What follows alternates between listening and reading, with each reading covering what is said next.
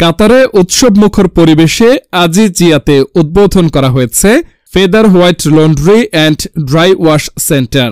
বিশেষ প্রতিনিধি এম আকাশ জানান, কাতারের নতুন কর্মসংস্থান সুযোগ সৃষ্টির লক্ষ্যে কাজ করছেন প্রবাসী বাংলাদেশিরা।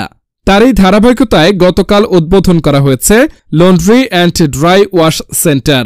সংক্ষিপ্ত অনুষ্ঠানে দোয়া ও মোনাজাত শেষে উক্ত প্রতিষ্ঠানটি উদ্বোধন করেন বাংলাদেশি উদ্যোক্তা মোহাম্মদ মাছুর ও মোহাম্মদ মিলন হোসেন। এ সময় আরও উপস্থিত ছিলেন মোহাম্মদ তুহিন খান, মোহাম্মদ ইসমাইল হোসেন, মোহাম্মদ শিশির চৌধুরী, ওহিদুল ইসলাম, খোরশেদ আলম সহ প্রবাসী বাংলাদেশিরা। উদ্বোধন উপলক্ষে সপ্তাহব্যাপী থাকবে কাপড় ওয়াশ ও ড্রাই ক্লিনিং এর উপর বিশেষ ডিসকাউন্ট। তাছাড়া রয়েছে হোম সার্ভিসের ব্যবস্থা। এবং পাশে হচ্ছে ফায়ার সার্ভিস আছে, ঠিক এর অপোজিটে।